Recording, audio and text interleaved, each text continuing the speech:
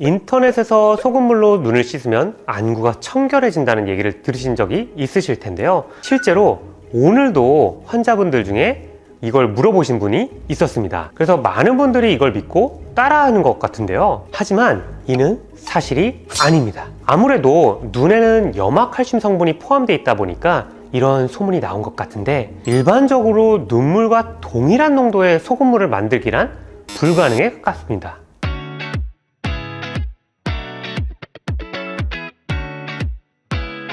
안녕하세요. 안과 백선생 백진학 원장입니다. 최근 환경 오염으로 인한 문제가 세계적으로 정말 심각한 수준이죠. 그리고 이러한 환경 문제로 인한 피해는 한국도 예외는 아닌 것 같습니다. 실제로 황사와 미세먼지 등 전 세계적인 환경 오염으로 인한 한국인의 피해는 갈수록 증가 중이죠. 당연히 이러한 요소들은 눈 건강에도 악영향을 미칩니다. 한 국내 연구 결과를 살펴보면 중금속 등 유해 화학 성분의 미세먼지가 눈 표면에 붙으면 안구를 손상시킬 수 있고, 미세먼지에 4일 이상 노출될 경우 눈 표면의 손상 정도는 3배가량 증가한다고 할 정도인데요. 국가적 차원에서 이를 해결하면 좋겠지만 외교적, 산업적으로 수많은 문제들이 산적해 있는 만큼 대기오염 문제를 정부가 해결하는 것은 쉽지 않아 보입니다. 결국 개인이 예방을 위한 방법을 잘 알고 실천하는 것이 매우 중요합니다. 그래서 오늘은 대기 오염으로 인해 눈을 보호할 수 있는 간단한 눈 세척 방법에 대해 알아보겠습니다. 따스한 바람과 함께 산뜻한 기운이 전해지는 계절인 봄. 하지만 이 봄은 눈 건강을 괴롭히는 계절로도 불리는데요. 꽃가루, 미세먼지, 황사가 뒤섞여 부는 바람은 눈에 여러 가지 문제를 일으킬 수 있습니다. 충혈과 이물감, 결막염 등을 유발할 수 있고, 심할 경우 통증까지 발생할 수 있어 굉장히 조심하셔야 되는데요. 만약 황사나 대기 오염 등으로 인해서 눈에 이물감이 느껴질 경우 손으로 비비는 것은 절대 금물입니다. 손을 사용해서 눈을 비비게 되면 세균이 눈 쪽으로 유입돼서 오히려 증상을 악화시킬 수 있기 때문인데요. 각막에 많은 자극과 무리가 가해져 눈 조직이 손상되고 염증이나 안구건조증, 원추각막, 안검하수, 백내장 등의 원인이 될 수 있습니다. 특히 어린이들한테는 눈을 비비는 행동이 더 큰 위험을 초래할 수 있는데요. 어린이들의 각막은 성장 중이기 때문에 유연한 상태이고, 이 시기에 눈을 자주 비비게 되면 각막 모양이 변형될 수 있기 때문입니다. 각막 모양의 변형은 난시를 유발할 수 있어서 주변 어린이들에게 눈을 비비지 말라고 주의를 주시는 것이 좋겠습니다. 인터넷에서 소금물로 눈을 씻으면 안구가 청결해진다는 얘기를 들으신 적이 있으실 텐데요. 실제로 오늘도 환자분들 중에 이걸 물어보신 분이 있었습니다. 그래서 많은 분들이 이걸 믿고 따라하는 것 같은데요. 하지만 이는 사실이 아닙니다. 아무래도 눈에는 염화칼슘 성분이 포함되어 있다 보니까 이런 소문이 나온 것 같은데, 일반적으로 눈물과 동일한 농도의 소금물을 만들기란 불가능에 가깝습니다. 그리고 이 소금 자체가 멸균 상태가 아닐 것이기 때문에 세균 감염을 일으킬 가능성도 굉장히 크고요. 게다가 만약 소금이 제대로 물에 녹지 않은 상태였다면 소금 알갱이가 각막을 손상시킬 위험성도 존재합니다. 때문에 소금물로 안구를 세척하는 행위는 절대 해서는 안 되는 금지사항이라고 말씀드릴 수 있겠습니다. 제일 좋은 것은 자연스럽게 눈물을 흘리거나 인공 눈물을 넣어서 이물질을 헹궈내는 방식으로 세척하는 것인데요. 인공 눈물은 실제 눈물의 산도와 농도를 고려해서 만들어졌기 때문에 눈물의 수정층을 보충해주는 효과가 있습니다.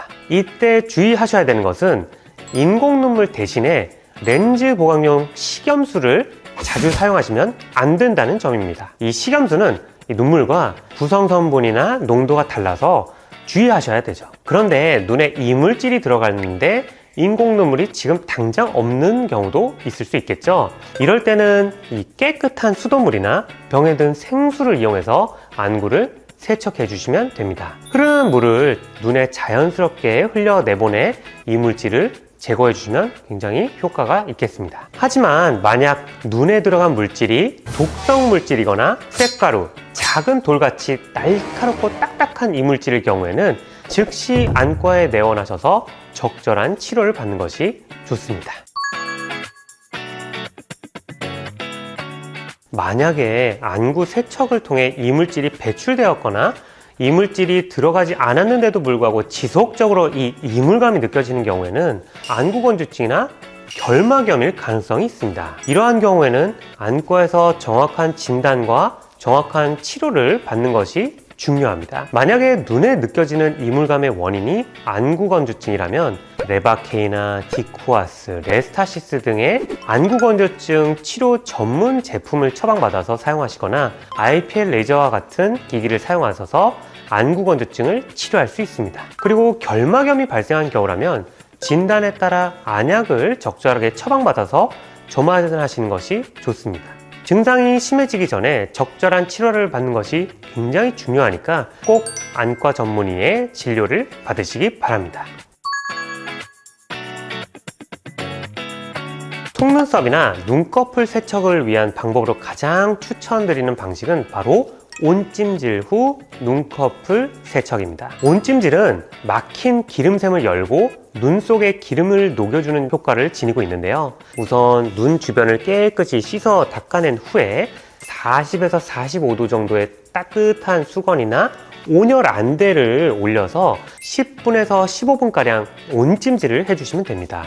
이후에 면봉이나 화장솜에 눈꺼풀 전용 세정액을 묻혀서 속눈썹과 눈꺼풀을 닦아주면 정말 좋습니다. 충분히 도움이 됩니다. 아이본 같은 제품은 저도 정말 가끔은 사용을 하는데요. 하지만 주의하셔야 될 것이 있습니다. 바로 안구 세정제를 너무 과도하게, 너무 자주 사용하면 안 된다는 점입니다.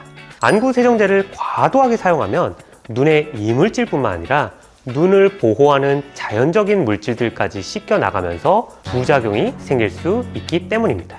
우리 눈에는 이 수분뿐만 아니라 락토페린이나 라이소자임 같은 면역 단백질도 존재합니다.